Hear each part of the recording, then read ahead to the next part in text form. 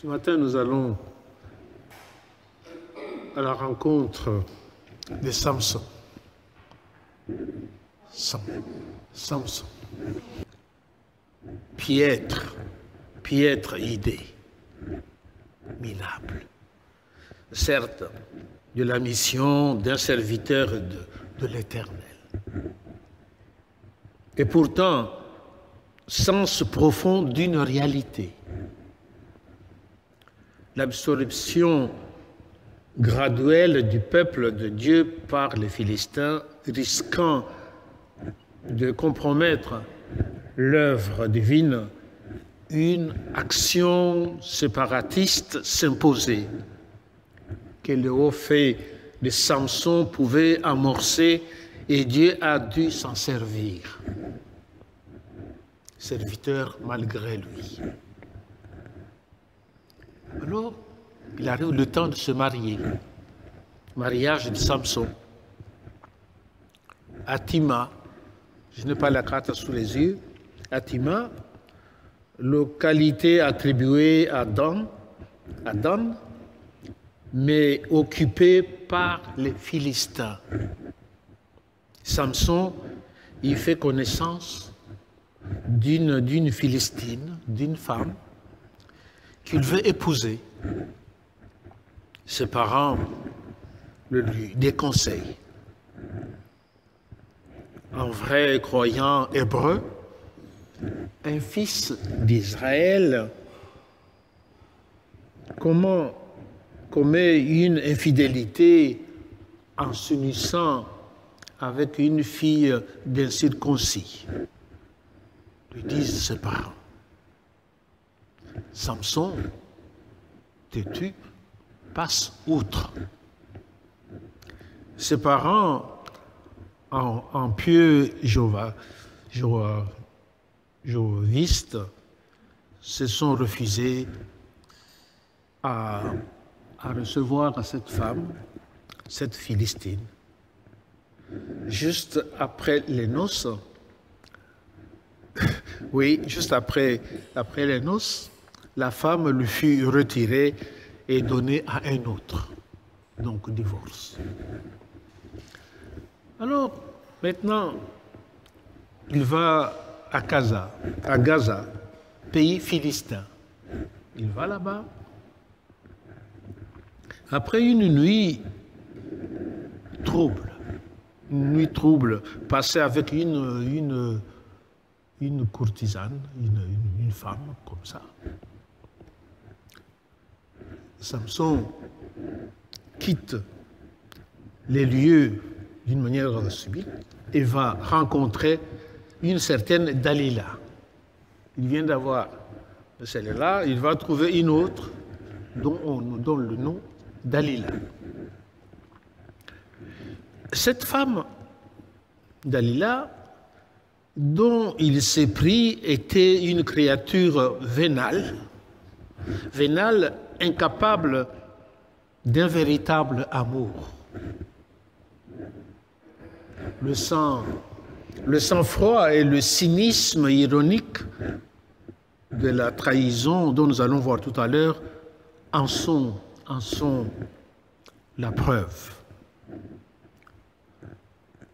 Dalila fut l'instrument des Philistins pour venir enfin à bout par la ruse de leur terrible adversaire qu'était Samson. L'affaire fut menée pour pouvoir l'avoir, attraper Samson. L'affaire fut menée par les 5 princes du pays, les chefs de la confédération philistine. Alors, l'heure de marche auprès de Dalila, ainsi que l'importance de la somme promise pour le prix de la trahison, une grosse somme à peu près, montre quelle terreur superstitieuse leur inspirait le héros.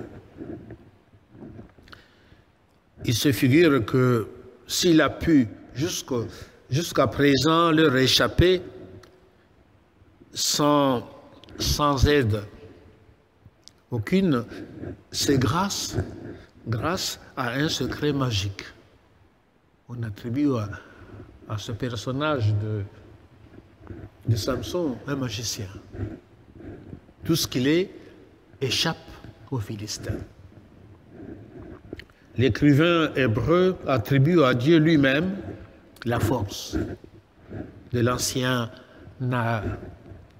Nazaréen, qui sera soutenu par Jéhovah tant qu'il n'aura pas rompu son vœu. Mais si ses cheveux sont coupés, parce que sa force était dans ça, si ses cheveux sont coupés,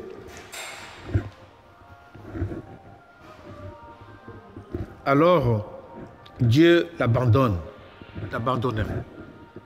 aux incirconcis.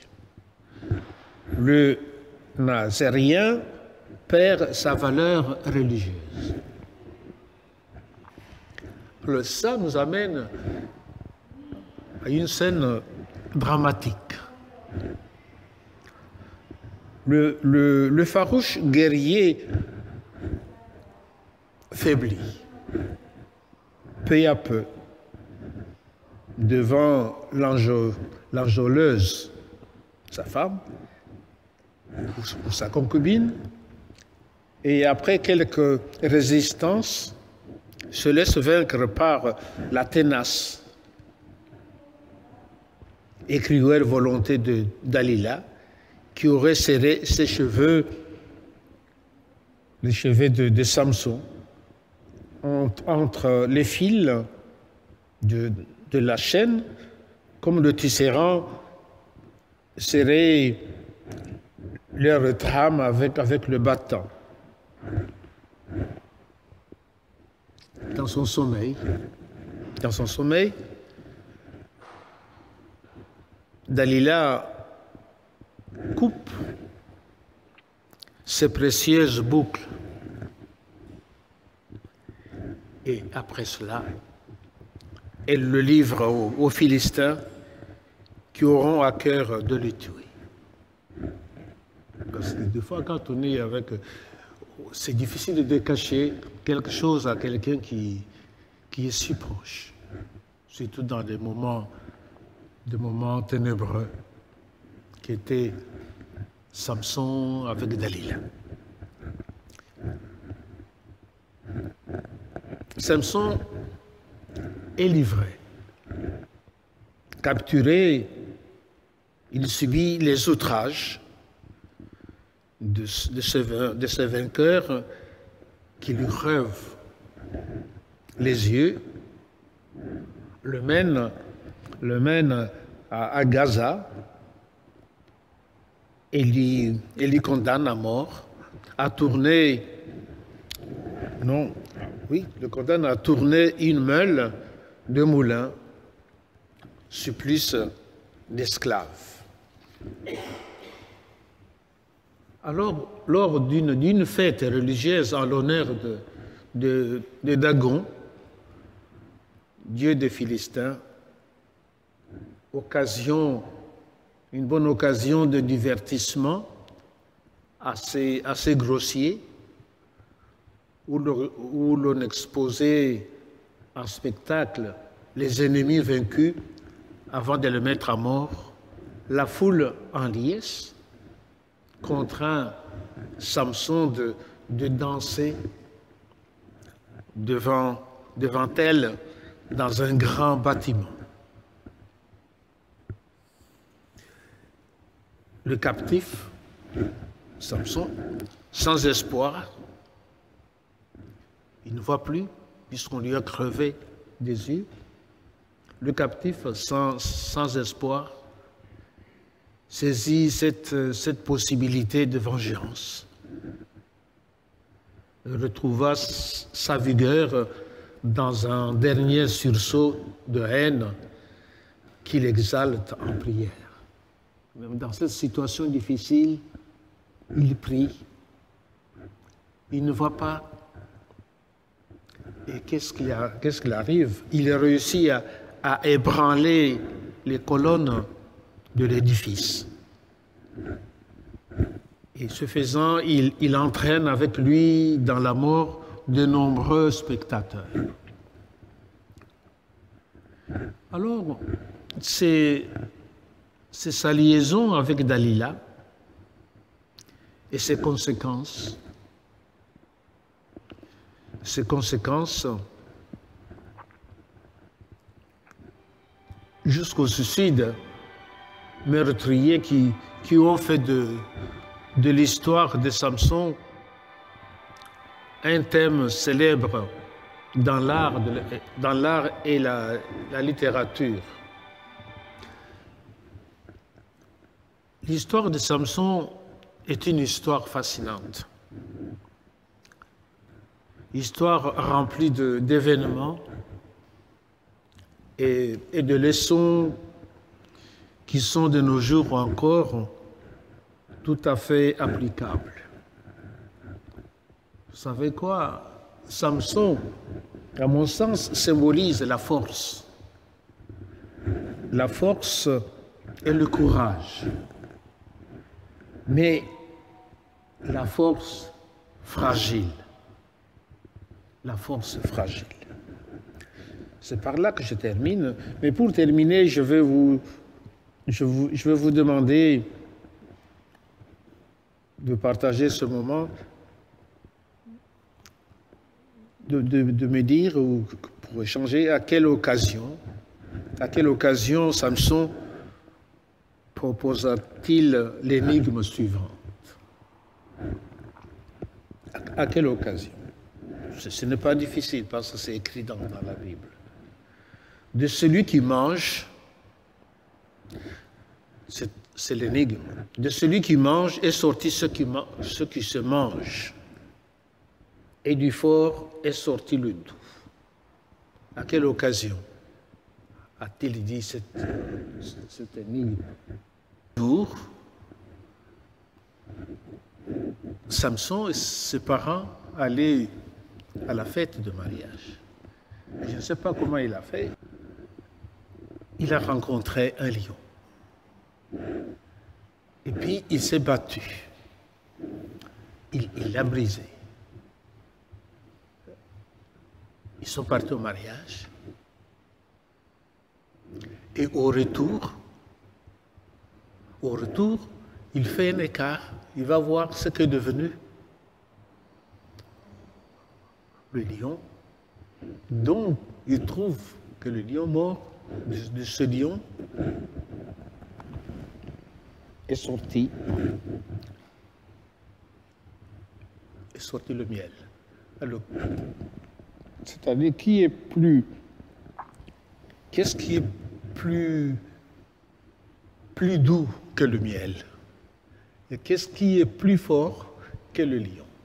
Donc, de ce qui mange est sorti ce qui se mange, et du doux est sorti le miel.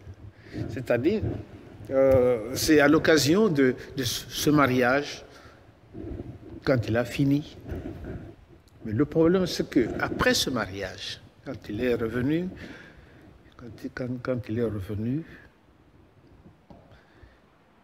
en posant cet acte, il avait demandé le prix. Si celui qui va découvrir, qui va dire, il va me donner 30 chemises, 30 trucs comme ça, là.